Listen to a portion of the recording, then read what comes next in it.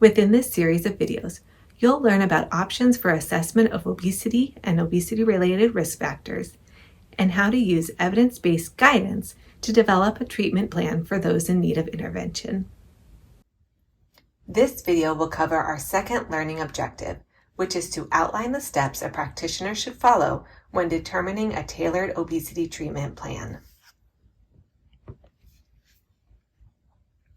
In the first video in this series of videos, we discussed the methods that the expert panel used to develop their recommendations. In this video, we will take a closer look at these recommendations that resulted from this process. We aim to understand the expert panel's evidence-based guidance for how to identify individuals who are in need of obesity treatment and determine an appropriate treatment plan. These recommendations are summarized in Table 4 in the guidelines. As illustrated on this slide, Table 4 provides recommendations that are grouped into overarching themes related to identification of patients who need to lose weight, matching treatment benefits with risk profiles, determining dietary strategies for weight loss, choosing a lifestyle intervention and counseling approach, and selecting patients for bariatric surgery to treat severe obesity.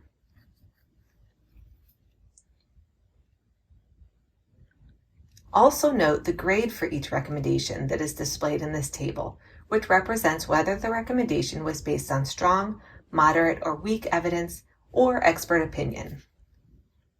The specific critical question that supported the development of the recommendation is also listed in this table, as well as the classification of recommendation and level of evidence for each recommendation based on the matrix that we reviewed in the first video in this series of videos.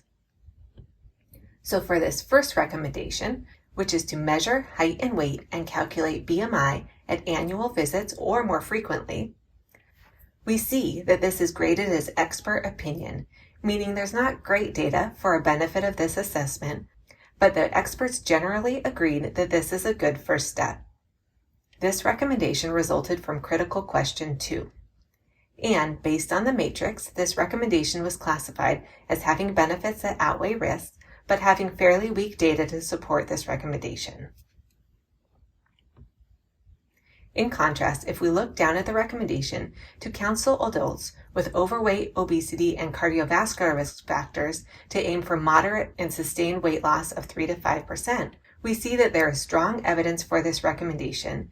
It resulted from critical question 1, and that there is strong evidence from randomized clinical trials and meta-analyses that the benefits far outweigh the harms of this recommendation. Now that we understand how to read this table, let's go through each of these recommendations in more detail. This first theme deals with the initial assessment and identification of patients at risk. Our first step should be to identify patients who need to lose weight based on measures of BMI and waist circumference. The expert panel recommended that we first measure weight and height to calculate BMI and that we should do this at least annually. They then recommended that we use the currently accepted cut points to classify BMI as overweight or obese, which allows us to identify patients who may be at elevated risk for cardiovascular disease and mortality from all causes. It is then recommended that we counsel patients with higher BMIs that these greater BMIs are associated with greater risk for cardiovascular disease, type 2 diabetes, and mortality.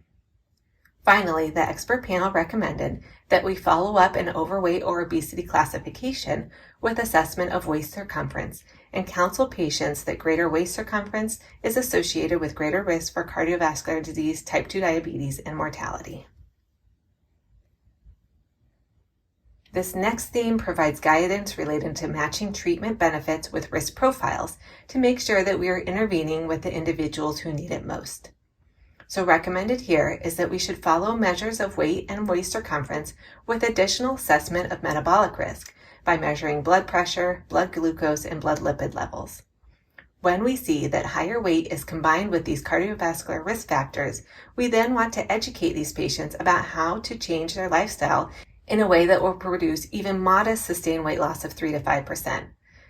When we can achieve this, we see clinically meaningful health benefits.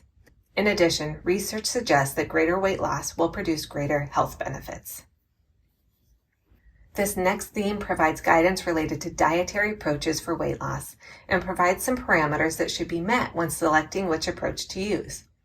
The expert panel recommended that any dietary approach follows one of these three methods listed here.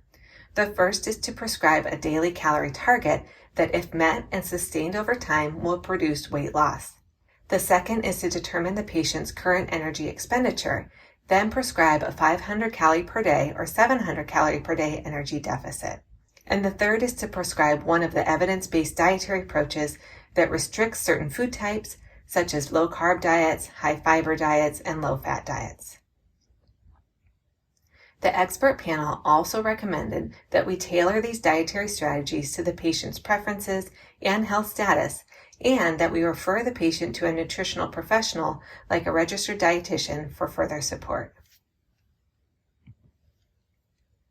The next theme provides many different options for different lifestyle intervention and counseling approaches that can be used to support patients who need to lose weight or maintain weight loss.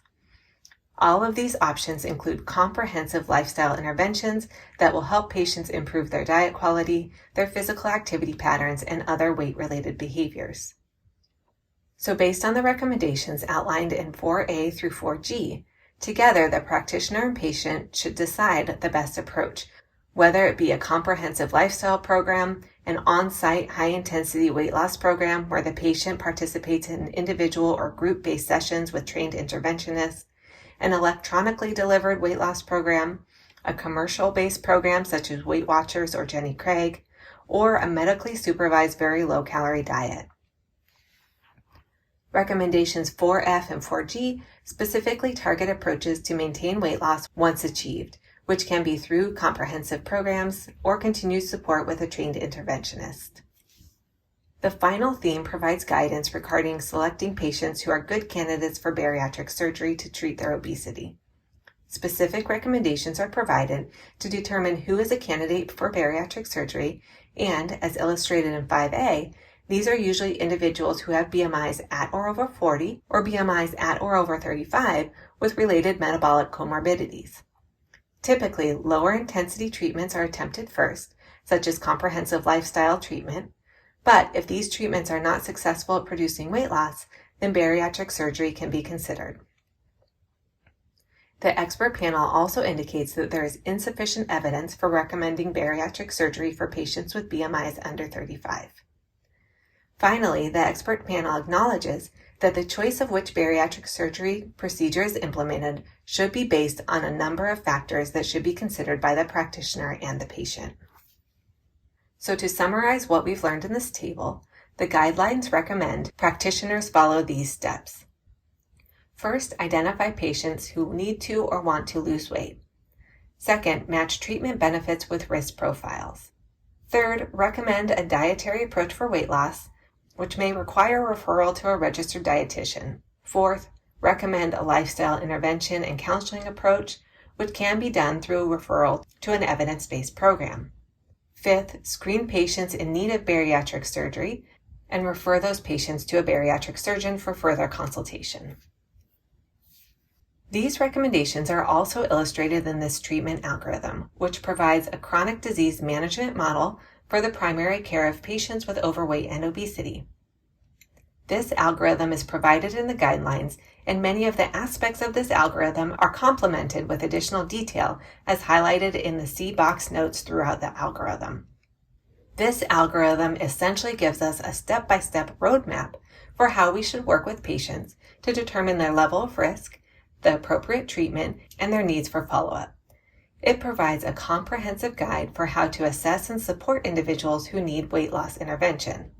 So let's walk through the different components of this algorithm. The first step is to welcome the patient and establish rapport. After an initial acclimation period, weight and height should be measured to calculate BMI. BMI can then be classified as normal weight, overweight, or class 1, 2, or 3 obesity. Patients with higher BMIs should then be screened for cardiovascular risk factors such as high blood pressure or blood glucose, and immediate treatment for those issues should be prescribed. The patient's weight and lifestyle factors should be assessed to understand targets for intervention. Then an assessment of whether weight loss is needed should be based on the patient's BMI and metabolic risk. Then an assessment of whether weight loss is needed should be made based on the patient's BMI and metabolic risk. For patients who do not have a BMI at or above 30, or a BMI between 25 and 30 with metabolic risk, there is not significant evidence to indicate that they need to lose weight at this time. Therefore, they should be provided with tailored counseling based on their weight and lifestyle history regarding how to avoid weight gain and any other needs that should be addressed and treated. They should be assessed at least annually to continue to monitor their weight and BMI. For individuals who do meet the criteria for being in need of weight loss treatment, the practitioner should then assess their readiness to make lifestyle changes. If the patient is not in a good place to engage in a comprehensive lifestyle program, then they should similarly be counseled regarding how to avoid further weight gain and should be assessed at least annually. Examples of reasons why patients may not be ready for weight loss intervention would be patients who are experiencing depression, thus need mental health treatment first, or patients undergoing major life transitions that would interfere with their abilities to consistently engage with a comprehensive program. For patients who are ready to change, the practitioner should then work with the patient to determine weight loss and health goals and the best fit intervention strategies. For most patients, the first step should be some sort of comprehensive lifestyle intervention. This includes behavioral strategies to improve diet quality, physical activity patterns, and other weight-related behaviors. For some people, high-intensity comprehensive lifestyle intervention or alternate delivery of lifestyle intervention, for example, through an internet or phone-based program, may be sufficient to produce weight loss of 5% of the patient's body weight or more, and improvements in their health targets. However, for others, this comprehensive lifestyle intervention may need to be paired with adjunctive treatments such as drugs that affect appetite and energy balance. Other patients may meet the criteria for bariatric surgery, and the practitioner can refer the patient to a bariatric surgeon for further consultation. Hopefully, one of these approaches will result in weight loss and metabolic improvements, and if so, the practitioner should continue to follow up with the patient to prevent weight regain.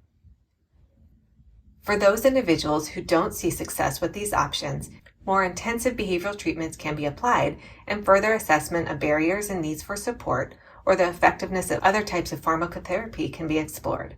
Hopefully, this will be enough to help the patient be successful in their weight loss and metabolic needs. But if not, then the practitioner should continue intensive medical management of cardiovascular risk factors until weight loss can be achieved. Now that you have a comprehensive understanding of the recommended approaches one should take to assess and determine a treatment plan for a patient in need of weight loss therapy, let's pause and review some key takeaways. It is important to remember that BMI can be an initial indicator of need for weight loss, but assessment of waist circumference and risk for cardiovascular disease and obesity-related comorbidities is essential. Review of the recommendations revealed that individuals who have BMIs between 20 and 30, low metabolic risk, and/or low readiness to change may need continued monitoring rather than immediate intensive weight loss therapy.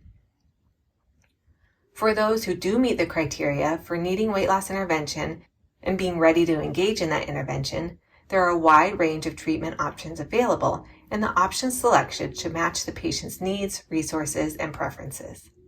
Overall, these recommendations help support our ability to tailor our treatment approaches and the intensity of our approaches to patients' medical and psychosocial needs. That's all for this video. Thank you for learning with me.